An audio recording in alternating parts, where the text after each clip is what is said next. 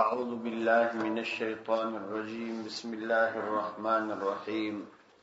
يا أيها الذين أوتوا الكتاب آمنوا بما نزلنا مصدقا لما معكم من قبل أن نطمس وجوها فنردها على أدبارها أو نلعنهم كما لعنا أصحاب السبت وكان أمر الله مفعولا.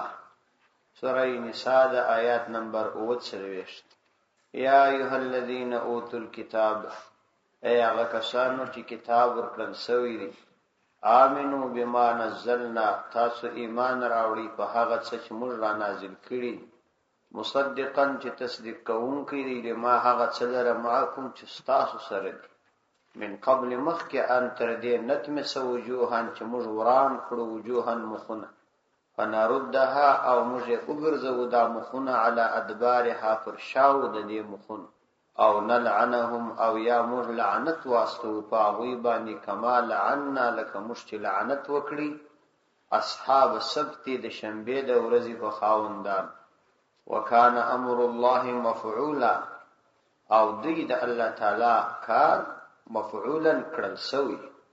د مبارکو آیاتو د مخکنیو آیاتو سره مناسبت دا دی چې مخکنیو آیاتونو کې الله سبحانه و تعالی د یهودو او د نصاراو ځینې قبیح صفات بیان کړ، نو دلته هغوی ته یو پیغام ورکول کېږي چې تاسو ایمان راوړئ او پر دغه کتاب باندې چې موږ نازل کړی دی. نو د آیات د مخکنی آیاتو سره مناسبت ښکاره دی چې دا آیات هم د دوی په ارتباط دي تر قیامت تر ورځې پورې. یا ایها الذین، ای هغه کسانو اوتوا الکتاب چې کتاب ورکړل شوی دی، آمنو ایمان راوړئ بما نزلنا په هغه څه باندې نزلنا چې موږ را نازل کړي دي، یعنی قرآن کریم باندې، مصدقا لما معکم، په داسې حال کې چې دا قرآن کریم تصدیق کوونکی دی لما هغه څه لره معکم چې تاسو سره، یعنی تاسو باید پر دې قرآن ایمان راوړئ، او پر دې قرآن باندې د ایمان راوړل باید تاسو ته وحشي کار معلوم نشي، ځکه چې په دې کتاب کې تاسو د کتاب تایید شوی دی، او هغه څه چې تاسو په کتاب کې دي هغه تصدیق پکې کړي، نو تاسو یې بیا ولې ایمان نور باندې راوړئ او وحشت سره کوي. مصدقا تصدیق کوونکی دی لما هغه څه لره معکم چې تاسو سره دی، چې تاسو سره څه دی، یعنی اصل کتاب چې تورات دی یا انجیل دی د هغه تصدیق کی. فاتسودا خبره چې تاسو په خپل کتاب کې تحریف کړی دی یا مدزان ځینې شان را چولی دی دا هغه تصدیق نه کی، بلکې تصدیق کوونکی دی د هغه څه چې تاسو سره دی د اصل تصدیق کی. پر دې کتاب باندې ایمان راوړئ من قبل ان نطمس وجوها، د دینه مخ کې چې موږ خراب کو وجوها مخونه. اتماس دې توای چې د یو شی نقش او نگار او خراب کې او بالکل هغه صفا لوشي وګرځي، یعنی که پر یو لوشي باندې نقش او نگار وي او یو څوک را ولاړ سي هغه پر اکمال باندې پاک کیږي، یعنی یو مخ خالی میدان یې وګرځي، نو اتماس دغه توای. نو د دې نمخ کې چې موږ پر تاسو د سیو عذاب راولو چې دا مخونه مدروران، یعنی د مخو شکلونه مختم کو، خالی سیدا مستوی غوښه جنې وګرځو، او یا د شا طرفونو ته واړو لکه د انسان ملا چې یو لاس ده دا ستاسو مخونه هم داسې کو، او یا پر تاسو باندې هغه سي عذاب را نازل کو لکه پر اصحاب سبت چې منازل کی، هغه کسان چې د شنبه په ورځ کې ښکار کول سمن عصي او د شنبه په ورځ باندې ښکار کاوه، بیا موږ پر هغه عذاب را نازل کی، خنزیران مجنې جوړ کړ، بزوګان مجنې جوړ کړ، یادا چې موږ پر تاسو دا عذاب را نازل. نو من قبل ان نطمس وجوها، د دې نمخ کې چې موږ خراب کو برباد کو وجوها مخونه، فنردها او موږ یې وګرځو دا مخونه علی ادبارها دا وی پر شاو باندې، یا خدا سي کله لک شاوي او یادا شاو ته ورواړو بالکل د شا سره یو تخته برابر، او نلعنهم یا مخ کې در دي چې موږ لعنت واستو پاوی باندې، خاص لعنت کما لعنا اصحاب السبت، لکه موږ چې لعنت وکړي اصحاب السبت د خاوندانو د شنبه د ورځې. لعنت په عربي کې وایي البعد عن رحمت الله تعالی، د خدای عز وجل د رحمت لريوال. نو کله چې انسان د الله تعالی د رحمت لري سو، نو په هر صورت کې کېدلای شي چې هغه ته مختلف قسم عذابونه متوجي شي. نو کله چې یو څوک په خنزیر باندې الله تعالی بدلی یا په بيزو بدلی، نو دام د الله تعالی د رحمت لري کېدل، او یا یو چاته بل پریشانی ور پیښي او د پریشانی په وخت کې جزع او فزع د خدای د احکام نافرمانی کی، دام یو عذاب دی. او نلعنهم یا مجلعنت ولیجو فاغوی بانی کوالعنا اصحاب السبتی، لکه څنګه چې موږ لعنت کړی او اصحاب السبتی د شنبه د ورځې په وسیدونکو باندې، چې هغه د يهودانو یو خاصه طائفه و. د دې نمخ کې چې داسې معامله مستای سره وکړو، تاسو ایمان راوړئ. وکانه امر الله مفعولا، وکانه امر الله او دید الله سبحانه وتعالى حکم مفعولا کړل سوی. یعنی د الله تعالی امر چې چشته وکي، هر شته چې الله تعالی خپل امر وکي هغه به خامخا کیږي. ځکه علما وايي چې د الله تعالی اراده چې ده هغه وخت اړتیا نه لري، چې الله تعالی اراده وکړه بس هغه شی کیږي. لکه الله عز وجل چې په ډیرو مختصرو الفاظو کې یادونه کوي، اذا اراد شيئا ان يقول له كن فيكون. بس کله الله تعالی کوم شی ته اراده وکي فقط دا ورته وایي څه هغه کیږي. علما وايي د الله تعالی اراده د کاف او نون ترمنځ ده، یعنی د کانه څخه خبره شروع شوی نون تلانی رسیدلې چې هغه کار په وجود باندې راغلی، او دام د انسانانو د فهم د پاره دا کلمات کاریږي. کنه د الله تعالی اراده دومره وخت هم نه نیسي. وکانه امر الله مفعولا، او د الله تعالی حکم مفعولا کړل سوی. یعنی د الله تعالی کار آینده ک الله تعالی واغه ته اراده وکي آینده کی خداسي یقیني دی لکه کړل سوی. نو کوم خلک چې د الله تعالی پر ذات باندې ایمان نه راوړي، نو پر هغه باندې دا امکان ستا چې موږ دا غوي صورتونه ور مسخ کړو او پر هغه باندې د مسخ حکم صادر کړو. کوم دا حکم ور باندې صادر کړي بیا به ضرور هغه په دغه عذاب مبتلا کیږي. نو لہذا تاسو ته بیره پکار ده او ایمان راوړل درته پکار دي، مخکې در دي چې عذاب در باندې راشي. مفسرینو په دې ارتباط لیکلي دي چې دا اهل کتاب خو ایمان بیا را نه وړي او د دوی مخونه داسې نسو. نو یو جواب خدا دی چې د دې څخه غرض دا دی چې مخکې تر دې چې موږ تاسو مخونه شاته طرف ته درواړو، په دې کې الله تعالی وخت نه دی تعین کړی چې په پلاني ورځ به دا کار مشکو. یعنی دا ممکنه ده چې الله تعالی د قرب قیامت ته نږدې د دې مخونه په دغه عذاب باندې ور مبتلا کی او مخونه دې شاوت ورواړي. او یا مطلب دا دی چې په دې کې اصل کې هغه بیرول دي د الله تعالی د عذاب، چې ممکنه ده پر تاسو به دغه عذاب راشي د ایمان د نه راوړلو په صورت کې. یعنی د دې ته دا نه لازمي دي چې بل قسم عذاب به نور باندې راځي، خاص به دا قسم عذاب ور باندې راځي. دا د عذابو یو قسم ته اشاره ده، مقصود هغه خاص عذاب نه دی چې هغه خاص عذاب. حضرت مولانا اشرف علي تهانوي رحمه الله لیکلي دي چې د دې څخه دا نه ثابتي دي چې دا عذاب بخامخ الله تعالی باندې راولي، بلکې الله سبحانه و تعالی دلته وایي چې تاسو ایمان راوړئ د دې نمخ کې چې موږ تاسو مخونه وران. یعنی دا یو احتمال دی چې کېدلای شي د ایمان د نه راوړلو په صورت کې دغه یو عذاب واقع شي، خدا نه د موږ لازمي کړي چې خامخا پر تاسو د عذاب واقع کوو. ځکه نو دا یو احتمال دی او دا یو یقیني وعده نه ده، کوم دا کار ونه کینو دا عذاب در باندې راځي خامخا. او ځینې علما وایي چې د دې اصلي وجه دا ده چې اصل کې په دوی کې ځینو ایمان راوړي لکه عبد الله ابن سلام او ځینو نور، ځکه نو د الله تعالی د طرفه د عذاب نه دی ور باندې راغلی. ان الله لا يغفر ان يشرك به ويغفر ما دون ذلك لمن يشاء ومن يشرك بالله فقد افترى اثما عظيما.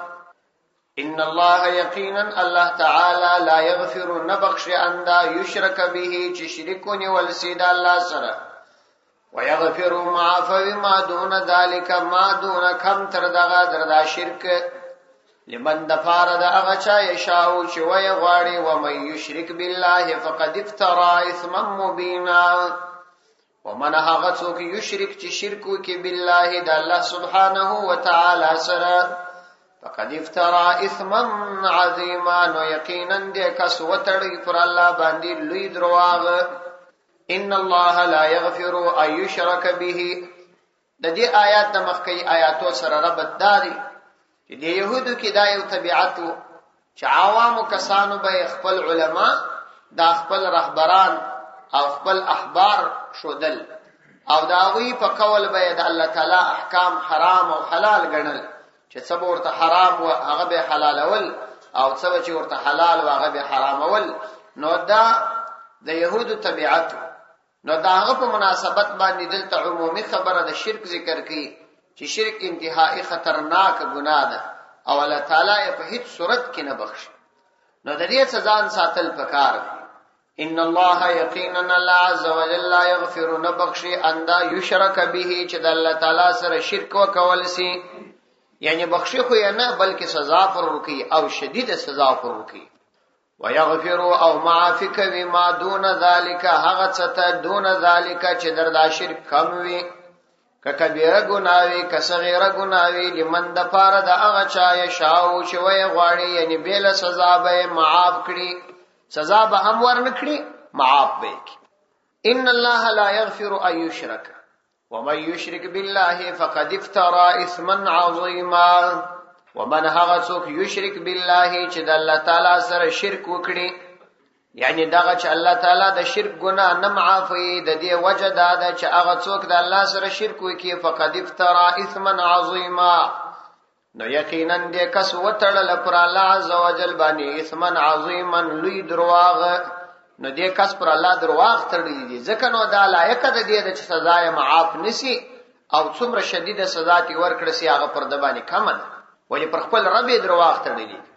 ان الله لا يغفر پر دې باندې مفسرین خورا تفصیلی بحث کړي. حضرت علامہ ابن کثیر رحمت الله علیه او داس نور مفسرین پر دې خورا تفصیلی بحث کړي او د شرک پر عظمت او د شرک پر قباحت چې دا یو ډیره خطرناکه مسله ده، پر دې باندې انتهایی زیات ژغېدي دي. نو په هغه مناسبت به د شرک په ارتباط څخه خبره کوو. شرک یو تعریف لري. شرک څه ته وایي؟ د الله سبحانه و تعالی سره په ذات او صفاتو کې غیر شریک کول. آسانه تعریف یې دا دی، د الله سبحانه و تعالی سره په ذات او صفاتو کې غیر شریک کول دې ته شرک ویل کیږي. د الله تعالی په ذات کې او یا په صفاتو کې غیر شریک کول، د ذات څخه مراد د الله تعالی ذات دی چې یو سړی د الله پر رقم باندې د بل مخلوق په باره کې د عقیده ولري، او په صفاتو کې دا مطلب چې الله سبحانه و تعالی ته کوم صفات ثابت دي چې هغه عالم الغیب دی، مختار کل دی، او الله عز وجل په هر شي باندې کامل قدرت لري، قادر دی، او علم محیط دی، په هر شي باندې علم لري، او ضرر او نقصان واجب د الله تعالی په قبضه او اراده کې دي. دغه صفات څخه یو صفات مخلوق ته څوک ثابت کی او غیر د الله سره شریک کول، دا د غیر کلمه عامه ده، یعنی غیر د الله څخه، غیر د الله څخه تمام مخلوق د الله تعالی دی. په دې غیر کې انبیا هم رااله، په دې غیر کې ملائکه هم راغله، په دې غیر کې جنات هم راغله، په دې غیر کې اولیاء او بزرگان هم راغله، په دې غیر کې بوتان او ډبري دا هم راغله. یعنی د خدای عز وجل څخه ما سوا هر څوک چې څوک د الله سره شریک کړي یا په ذات کې یا په صفاتو کې، نو دې ته شرک ویل کیږي. او شرک داسې شدیده ګناه ده چې الله سبحانه و تعالی فرمایي چې هیڅ کله نه معافي. او وجد نه معافي دا ده چې دا پر الله عز وجل باندې لوی درواغ تړل دي، ځکه په بل چا کې دا صفت نشته ته هغه د خدای عز وجل سره شریک ګڼي، دا خو درواغ دي، پر الله تعالی باندې بهتان ویل. د دې په ارتباط علماو بیا څه تفصیل کړی دي. شرک درو قسمه ته په عمده ډول باندې تقسیم کړي.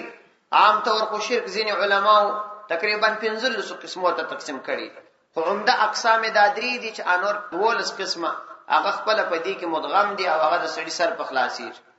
اول قسم شرک هغه شرک په علم دی، د الله سبحانه و تعالی سره مخلوق په علم کې شریک ګڼل، یعنی دا یو عقیده درلودل چې پلانې هم په پلانې باندې د غیب او علم لري، یا د مثال په توګه د پلانې پر خبرو باندې داسې یقین کول چې هغه ته د پټو معلومات درکې، کوم منتر درته وای یا پال در سره وباسي، او یا د پټو کوم معلومات درکې ته پر هغه باندې داسې یقین ولري لکه د الله تعالی پر خبرو چې یقین ولري، دې ته وایي شرک بالعلم. یا دی یو پیر ته یو بزرګ ته دا عقیده چې هغه وستا په حالاتو باندې خبر وي او ستا په پټو پښکارا حالاتو هغه در علم حاصل دي، نو دا شرک دی. او دوم قسم چې دی هغه شرک فی التصرف دی. شرک فی التصرف دی ته وایي چې د الله عزوجل څخه ما سوا غیر ته دا عقیده ولري چې دا په هر شی باندې قادر. تصرفات د ملکونو او د نظامونو به د پلاس کې اولادونه ولونی بچاته ورکوي، چاته بروزي ورکي، او څوک و فقیر کوي، څوک په مصائب واخته کوي. دغه سي عقیده د خدای نه ما سوا بل چاته درلودل دا شرک دی. دې توای شرک فی التصرف. کوم خلک چې دا عقیده لري چې پلانې شار متصرف لري، دا ډیره غلط عقیده ده. دا د قران او د سنت خلاف عقیده ده. او پر دې باندې ابن کثیر رحمت الله علیه، روح المعانی رحمت الله علیه شدید رد کړی دی. او دا د شرک عقیده چې پلانې د پلانې علاقه متصرف دي. د متصرف دوه مطلب دي. یو د متصرف دا مطلب دی چې پلانې د پلانې علاقه سرپرست دي، یعنی د هغه علاقه سرپرستی دی کی. په دې معنی باندې د تصرف ترجمه غلطه نه ده، ځکه هر یو پلار په خپل کور کې متصرف دی، یعنی په ظاهري اسبابو کې تغییر او تبديل دی راوړي. هغه آلات چې د انسان تر وس لوړ وي، کله سړي د عقیده و چې تر طاقت په لوړو شانو کې د تصرفات کوي، دغه عقیده خطرناک عقیده. د مثال په توګه یو څوک دا وایي چې دا نظامونه پلانې اړي، یا دا پلانې مړ کی، پلانې ته ژوند ورکی، پلانې ته اولاد ورکی، پلانې ته لور ورکړه، نو یا پلانې ته روزي ورکړه، پلانې مسکین کی. دا ټول عقاید د شرک عقاید دي. دې توای شرک فی التصرف یا اشراک فی التصرف. او دریم قسم چې دی هغه اشراک فی العبادت دی. اشراک فی العبادت دی توای چې سړی د الله غیر د الله عزوجل په عبادت کې شریک. د مثال په توګه د چا پر نامه باندې روزه نیول، د چا پر نامه باندې خپل حیوانان پرې شودل، د چا پر نامه باندې د خپل اولادونو کوڅې ور پرې شودل، د چا پر نامه باندې نظرونه کول، او د چا پر قبرونو طوافونه کول، چاته د سجدي او رکوع په حالت کې ورتلل، دا ټول د شرک په عبادت په زمره کې راځي. نو دا درې قسمه د شرک هغه عمده اقسام دي. باقی شرک په دعا هغه دې ته ویل کیږي چې یو سړی یو چاته आवाज کوي او د عقیده لري چې هغه ما आवाज اوري او هغه ماته د غیب او مدد او امداد را رسوي شي، دې ته بیا شرک په دعا وایي. نو دا ټول قسمونه د شرک دي او دا ټول شرک دی. الله سبحانه و تعالی په هیڅ صورت کې نه معافي. کله سړی عقیده هم دا ودا به خطرناک ده، کله عقیده نه او کبیره ګناه ده، د دې ځان ساتل پکار. نو د دې په ارتباط باندې ځینې علما د ځینو شانو په ارتباط باندې تفصیلی خبره کوي.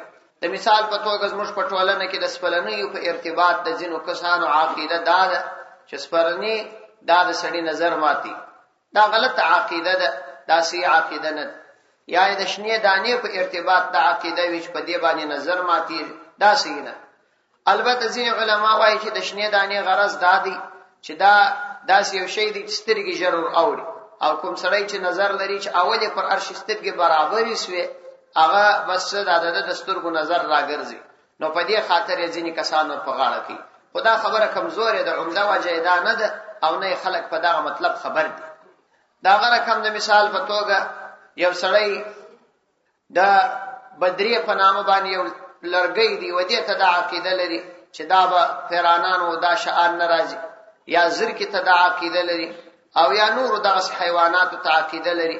ولو کده د عقیده دا نه ده چې دا د خدای عزوجل په صفاتو کې د الله سره شریک دي، لیکن ظاهری شکل یې داسې جوړ دی. باید سړی ځان یې وساتي، ځکه چې په اسلام کې دا مهمه ده چې سړی د هغه شي څخه چې د شرک شایبه ورڅ پیدا کیږي، نو هم باید د هغه څخه ځان وساتي. په داسې چا باندې تعویذونه کول چې هغه مشرکان وي، د هغوی څخه مدد غوښتل دي، نو دا حرام دي او ګناه کبیره ده. که چا د عقیده لرل چې دغه سړی تعویذ ماته یقیني پیدا کړي، تعویذ یې مؤثر بذات وبلی، د ډاکټر نسخه یې مؤثر بذات وبلل چې زه خامخا یوازې دغه نسخه جوړ کړی، نو دام سید عقیده نه ده، د شرک عقیده. نو په اسلام کې هر هغه شی چې سړی ته په شبهات کې انسان واقع کوي، دا هغه شی څخه ځان ساتل ضروری. حدیث کې راځي دع ما یریبک الی ما لا یریبک، هر هغه شی چې تا په شک کې اچي د هغه شی څخه ځان وسات. هغه شی اختیار کړه چې په هغه کې شک او شبهه نه، هغه انتخاب. فاتسو نفس تعویز کول چې په قران او حدیث ثابت دي، او قرآنی دعاګانې یا د پیغمبر علیه السلام مسنون اعمال او یا د امت د مجرب او حقانی علما او مجربات ولیکل سي، نو هغه پروا نه لري. دا هغه استعمال جائز دي کې سړی په غاړه کې او کې په سر باندې وزړي او کې په مټ باندې وزړي.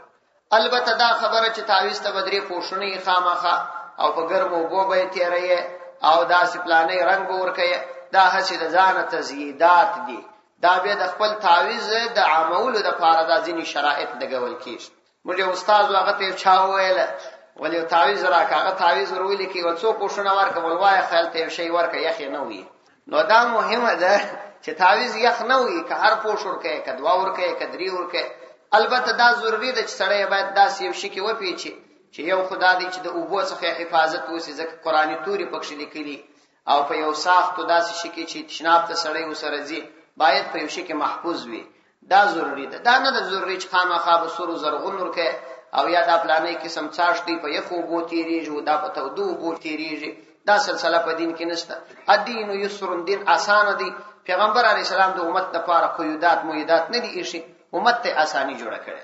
نبی کریم علیه السلام تر داسې اندازې پر د خپل امت آسانی کول چې د مانزه څخه ورسته کله رسته طرف تتلی او کله بچپه طرف تتلی، او دا به په دې خاطر دا کار کاوه چې امت ته دا په ذهن کې ورنسي چې و طرف تتلل به سنت طریقه، په دې خاطر به دا کار کا. ځینې کسان هسي په طبيعت کې سختی وي، پر ځان هم سختی راوستلی، پر اولادونو هم سختی راوستلی. شریعت چې په کوم شانو کې آسانی د سره کړی ده، هغه آسانی اختیار کړي. دا د خدای رحمت دی. د الله تعالی د رحمت څخه استفاده کول پکار دی. دا نه چې د الله تعالی رحمت سره پر ځان باندې هسي تنگ کې، نو دا پکار نه. د شرک په ارتباط ډیر زیات احادیث ته دغه کفایت کی، بل ځای به بیا تفصیلی پر رغیږو ان شاء الله. نو ان الله لا یغفر ان یشرک به، نو الله تعالی بخښ نه کوي بلکې سزا ورکوي هغه څوک ته چې د الله تعالی سره شرک وکړي. ويغفر ما دون ذلك، او معافی کوي ما دون ذلك، ما هغه څه ته دون ذلك چې در دې کم وي، یعنی هر څومره لوی ګناه وي خو شرک نه وي، که صغیره ګناه وي که کبیره ګناه وي، هغه ته معافی کوي الله تعالی. لمن یشاء، هغه چاله را چې وی غواړي، به له سزا به الله تعالی هغه معاف. او دا چې شرک الله نه بخشي، وجه دا ده چې ومن یشرک بالله فقد افترى اثما عظیما، او څوک چې شرک وکي بالله فالله عز وجل باندې فقد افترى اسما عظیما، نو یقینا دې سړی وتړل پر الله عز وجل باندې ډیر لوی درواغ. نو دغه درواغ د عظمت او لویوالي په وجه دا سړی قابل مغفرت نه دی. البته کوم څوک مشرک وي د شرک څخه ورسته ایمان راوړي توبه وکړي، نو هغه شرک ختم سو، الله تعالی هغه معافي. د شرک په صورت کې کمړ سو بیا الله تعالی نه معافي. الم تر الى الذين يزكون انفسهم بل الله يزكي من يشاء. الم تر الى الذين آیاتان ذکتلی الى الذين اغه کسان لرا يزكون انفسهم چې هغه تزکیه کوي انفسهم د خپل ځانونو. بل الله یزکی من یشاء ولا یظلمون فتیلا، بلکې الله عز وجل تزکیه کوي من د هغه چا یشاء چې وی غواړي، ولا یظلمون فتیلا، پر هغه ظلم نه کول کېږي، فتیلا د تار برابر. الم تر الی الذین، د آیات مخکنی آیاتو سره مناسبت دادی، دام د یهودانو یو طبیعت چې د خپل ځانو تزکیه کول او ځانونه د الله تعالی ځامن العیاذ بالله، یا الله تعالی ته تر هر چا محبوب بلل او ځانونه مقدس بلل. الله سبحانه و تعالی په دې آیاتونو کې د دې رد وکړي چې تاسو یو د بل د ځان او د بل تزکیه مکوئ، بلکې تزکیه هغه کافی ده چې الله تعالی د چا تزکیه وکړي، خپل تزکیه به سړی خپل نه کوي. الم تر الی الذین، آیاتان دي کتلی الی الذین هغه کسان لره، یعنی د تعجب قابل دي باید ورته وګوري، یزکون انفسهم چې هغه پاکي بیانوي انفسهم د خپل ځانو، نو د دوی د دې تزکیه څخه هیڅ ګټه دوی ته نه رسیږي او نه دا دوی ته فائدہ کوي. بل الله یزکی من یشاء، بلکې الله عز وجل یزکی تزکیه کوي پاکي کوي من د هغه چا یشاء چې وی غواړي. ولا یظلمون فتیلا، او پر دغه يهودانو باندې د دوی په دغه قبیح صفات باندې الله تعالی ظلم نکي ولا یظلمون ظلم نکول کیږي پر دوی باندې فتیلن د فتیل برابر. په قران کریم کې درې توري راځي، یو د نقیر کلمه ده، یو د قتمیر کلمه ده، او یو د فتیل کلمه ده. دا په عربي کې د زیادت قلت او انتهایی کمی د پاره استعمالي. فتیل د خرما هغه ځای ته ویل کیږي چې د خرما د مندې کې د شاپه حصہ کې یو لیکه ده، په دې لیکه کې چې کومه خیره بند وي دغه ته فتیل وایي. یعنی الله تعالی دومره اندازه زده مون پچانه کی چې یا دې چانه کی کړي ور کم دي کی او یا دې چا بدی کړي ور زیات. او نقیر دا به د خرما د مندې کې پر سر باندې یو ټکی دی، دا کوچنی ټکی دی ته نقیر وایي، نقیر. او یو به قتمیر دی، قتمیر به د خرما پر مندک باندې یو سپین ورغ دی، دا سپین ورغ ته بیا قتمیر وایي. قتمیر، نقیر، فتیل. قتمیر د سپین ورغ ته ویل کیږي چې پر د خرما پر مندک باندې سپین ورغ راغلی. او نقیر دغه ټکی ته وایي چې د خرما د مندک پر سر باندې کوچنی ټکی د ستنې د سر پر رقم باندې. او فتیل دغه لاندې نری تار ته وایي. نو الله تعالی دومره اندازه ظلم هم په خپل بندگانو باندې نکي. صدق الله.